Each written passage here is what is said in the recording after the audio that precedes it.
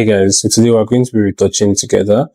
I'm going to be retouching this image by I took of my friend Twain with my EOS R with 50mm lens. It's one of the portraits I took of her. I'm out of her two outfits, and I picked this because I feel like white backdrop has been one of my most difficult photo to edit. I really don't know why, but I think it's because of the amount of highlight, and in order for me to properly color grade, it's always been difficult for me. I don't know why. So we're going to be retouching together. You guys will get to see how I walk through my process from each software to the other. And I mostly use the Photoshop. I'll be using only Photoshop to edit, color grade, and retouch. So yeah, let's get into the video.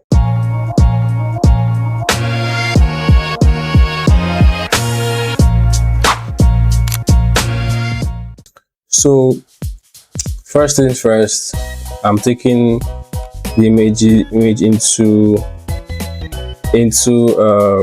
Camera Raw. Camera Raw is a sub software in Photoshop. So this is the image I'm going to be working with. So basically, what I'm doing is I'm basically trying to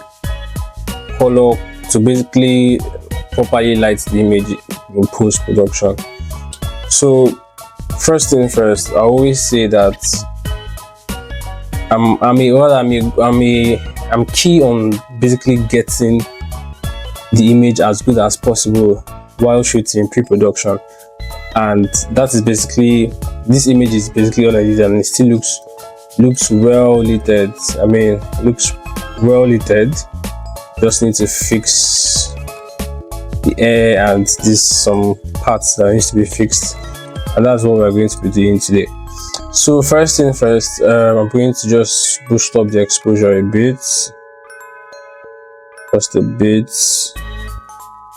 and the shadows as well. I pretty much don't do a lot on my Camera Raw because I will still do a lot in the Photoshop itself. So I just work with a little bit, just do a proper, maybe increase the contrast a bit. Then I work on the temperature in Camera Raw. So sometimes if I'm not really sure about the temperature, I just click this white balance tool and click on a white object. So I'll be clicking on the backdrop to just balance out the white balance, the white balance. Anyways, so pretty much I'm just going to go. So sometimes I go to my hue, my color mixer, and I work on my hue because the skin tone is basically red, orange, and yellow, and I'm just going to mess with it to get my desired look. I'm just going to turn this down a bit, increase the luminance of this. Also, my client has a very good skin tone already, so I don't really have to do too much. It depends on you actually. I believe in not doing a lot while color grading. So I can decide to crop from here, crop the image to the current is 4:3, and I'll just do that. So this is supposed to be like an headshot as well. So during the portrait session we did like an headshot. So this is an headshot, and I'm just going to save this and I'm going to open it in Photoshop. Just going to load a bit. Yeah. So first thing first, this is my image in Photoshop. First thing first, I'm going to duplicate my layer, and I'm just going to work on the blemishes. Please and please, this is how I retouch, so please don't come after me. Whatever I see is whatever I do. So yeah, I'm a rough retoucher. So first things first, I remove the blemishes that I can't see. I'll work on this editing later on. You guys will see how I do it. So I work on the visible blemishes. My client has a good skin as well, so I don't really do much retouching. So just gonna work on the blemishes and the things that I can see. Well, if you can see it, now you savvy. Whatever I see, I'm going to remove. There's not a lot to do, but let me just check one more time on the face. I'm doing extra because this is a YouTube video, to be honest. Because if I was doing it without a video, I could just keep through this. But I'm just going to do the one I can see. Sometimes I don't really zoom in this close because I don't really want to see the person pose. I just want to basically remove only the things I can see. I think I'm pretty done. Yeah. So the next thing I want to do is I want us to fix this hair stuff. Okay, before we do that, let me work on the hair a bit. Let me just work on some of these strands.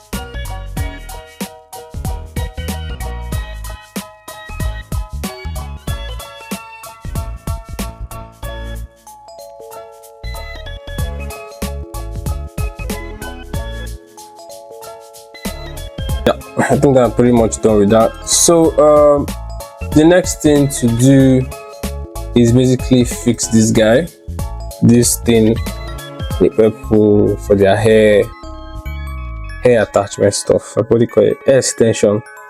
I'm just going to fix that. So how do I fix that? So I have quite an amount of actions. These are some actions that I've gotten over the years and I've purchased over the years. They are basically the usual frequency separation that everybody knows. Frequency separation, dodge and burn, and that's what I'm using to work today because that is how I basically retouch my images. And so first thing first, I'm going to go to my basic frequency separation, which you all know.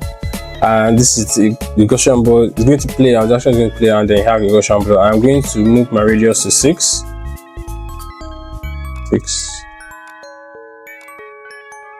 Reason I don't know, but I mean, if you can, I think is you reduce it so you don't see, so you can be able to see a bit of texture of the stuff. So that when you're removing it,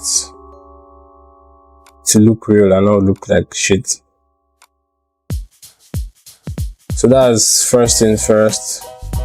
And I'm going to open the layer. You can see the high frequency and the low frequency, which you can check other people's video to understand what that means. First thing first, I'm not going to explain all those things in this video. I'm just going to do my own retouching. First thing first, I'm going to I'm going to off the upper layer, which is the high layer, and I'm going to simply use my mixer brush tool, and this is my setting 30-30-20-20, and I'm going to click on sample all layers, and I'm going to just brush up and down till I cannot see that in between, that breakage thing. I'm just going to brush up and down. You can use your brush. Just brush up and down, up and down, up and down. That same movement, up and down movement. I'm going to unbag my, you can't notice it here. So what I do is I'm going to now use my patch tool, and I'm going to just let me see it. I'm patched. I'm just going to I'm going to use my clone stamp tool, and I'm going to select in between this one and the outside. I'm just going to select, and I'm just going to brush. Sorry, wrong layer. You're going to do this on this layer. You're going to select here, just brush upon it. Feels like magic, I know. Yeah, you're just going to click again. Sorry, like that. And you click, brush in between. Shit. I advise you reduce the size of your brush as well. So what we're doing is basically blending that part that doesn't look alright in the air. So that is pretty much how I fix this stuff. Apparently over the years I really know how to do this, but I stumbled upon a video on YouTube and that's what I've been doing so far. And this is the before, this is the after, this is the before, this is the after. So if you were to use normal tool, normal plus stuff, it won't blend as much as this. So it still looks a bit imperfect, but that's when we're going to do the proper frequency separation that will make it blend properly. This is the before, this is the after. So there's this stuff here. Okay, no, that's just my laptop screen, sorry. So we are going to now, so I'm going to create another layer from the top. I don't know what to call it, but it's on my Microsoft, or rather my laptop is Alt Control Shift E. This is to basically copy everything below this and create a new layer. So I'm going to also duplicate this layer just to be safe, and I'm going to use my frequency separation again. So same thing, higher layer. I'm going to go back to my mixer brush tool. Please don't forget, when you're doing the second one, always toggle off the sample layers. So I'm going to increase my brush. So basically, when you are retouching using frequency separation, my own method is that I try to move in let me use my brush. I try to move with this, like this. This is how I try to move. This is how I basically move when I'm retouching. I'm not dragging. I'm going one, and then sometimes I go in a circular motion. I'm going to explain all that later. But for now, just watch. So I take my mixer brush tool and I work on my low layer. Remember 30-30, 20-20, just my setting. You can choose to differ, but I want it that way. So first, I always like starting the forehead, and I just have like a circular movement. Also blend this hair, try to just blend it, patch, blend. Just keep blending. I don't always like zooming in because I don't just like zooming in. So I always retouch from afar. So just keep on the eyes, blend it. By the way, I'm using a mouse. I'm not using a whacker. I'm not using a tab or anything. So you don't have to buy. The things that a lot of beginners always want to buy graphic tab, because yeah, it makes your retouching better, but you don't get the money, you don't kill yourself, man. So I know someone that uses the mouse track, and I have used mouse track for a while and it worked really well, even better than a mouse. So I have an issue with the forehead. This place is a bit dark. I think it's the problem with the makeup. So I'm just going to try to see if I can work that rotation, my cheat code. So most times I always toggle off and toggle back on so that I can see what I have done. Like I said, I don't do too much. That is my secret. I've told you guys my secret. Basically work on the hand, knuckles, this guy, that guy. Just basically go in the same direction so you don't mess up stuff. I mean, frequency separation, if you painted before, frequency separation is basically like painting. You're basically painting, and when you're painting, it's always best to go in like one direction so you don't mess up your strokes. But this is a brush, so this is a mixer brush, so you are technically brushing, painting. So make sure you don't mess up your strokes. So basically, I'm just going to take this out, show you guys what we've done. This is what before, after. So before, after, I still have an issue with the forehead, by the way. It's stressing me the fuck out. Sorry, language.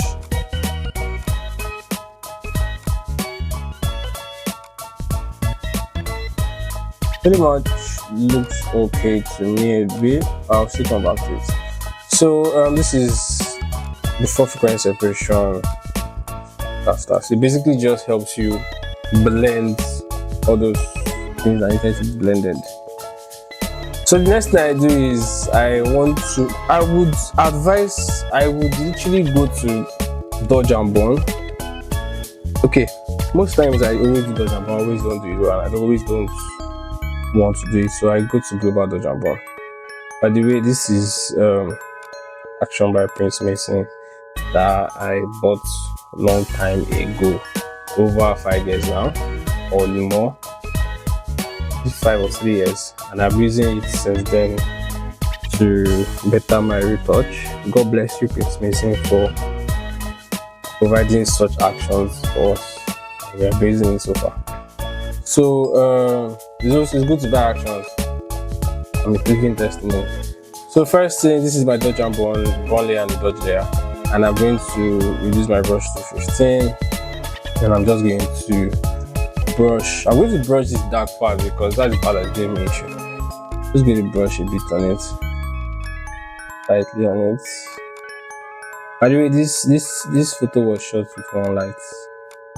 Don't stress yourself. One light setup. Too much 8 white backdrop. So I'm going to brush on the highlight layers to a bit.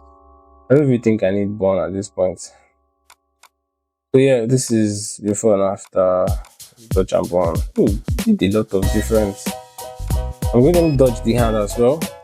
So I have a little issue with a lot of retouchers and other photographers intend to do a lot of dodge and burning, and it spoils the image. Just do less, man. Do less. Do less. Build from less.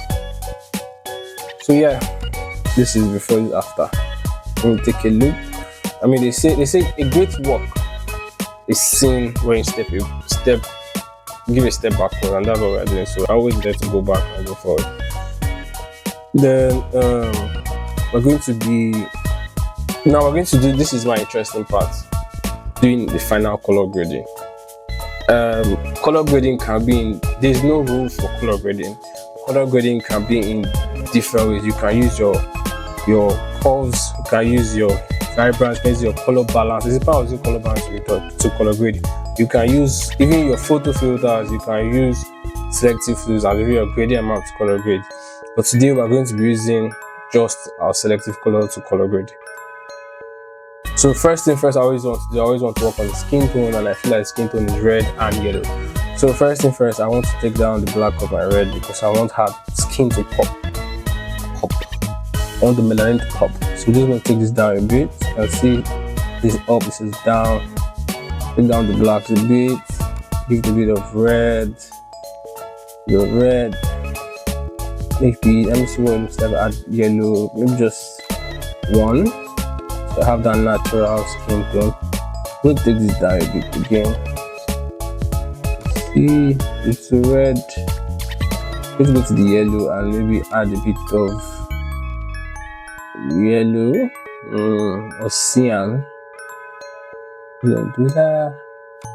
The yellows, I'm going to add a bit of blues to just feel that natural. It doesn't look too edited. That's my plan. I'm going to take it down a bit. This really looks good already. This is before, this is after. And see, the secret of my retouching is that I don't do too much. I make sure I get it in pre-production. The colors, everything. I make sure. I don't know. God bless Canon. So I'm going to work on the blacks. That is the shadows, hair, and other parts. I always put cyan. Everybody, there's no rule. You can put any color. I always like to put cyan. Sometimes when I do me, I put blue, just a bit. Sometimes I'm experimenting, I can put yellow. Crazy shit. This is blue. Just take it a little bit. Darken it. Take it backwards. Come on, darken. Just a bit. And you realize that when you work, or when you do this thing, it affects the image and the whole look of it, even the skin tone. Again, take this backwards. You can't, if if you're someone that's very careful, you can always create another layer for the blacks and create another layer for the skin tone just to be safe. So this is before, this is after. I'm going to still create another one. I want to see what it looks like when I take out the skin tone. This is what it looks like if you take out the skin tone. I'm just going to reduce the red. I'm just going to reduce the red just a bit. It just has that natural tone to it. I'm going to go to the neutrals and see what I can add to it. Looks like shit. I'm just going to stop that. So yeah, I think I'm pretty much done with this image, the color grades, and that is it. It's as simple as that, not too much. Then finally, I'm going to work on the teeth whitening. I'm going to put my brush opacity to 50 and brush on that thing.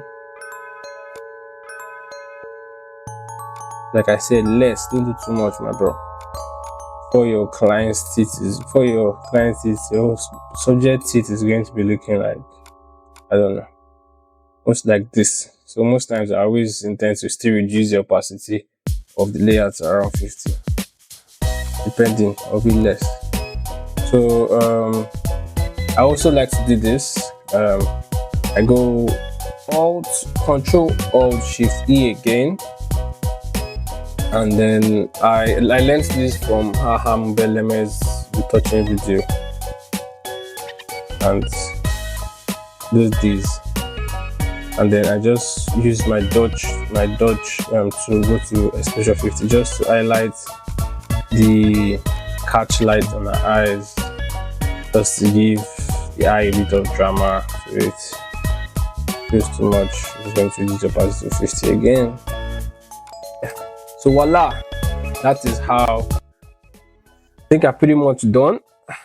Yeah, I think I'm pretty much done with this image. And depending on who you are, what you do, this is basically what I do and how I retouch my images. This is how I retouch these images. And what I'm just going to copy all these settings. Basically do the same thing for all the images. So that is it. I'll be putting the before and after on your screen so you can see the effect of what we've done. And yeah, I think that's the end of this video. If you like this video, let me know in the comment section if I should do more of these videos for you guys. And you could check out my Instagram in the description below. I don't have a product here to sell to you guys, so I think if you're not yet subscribe to the YouTube channel. And always remember, God love you. God bless you.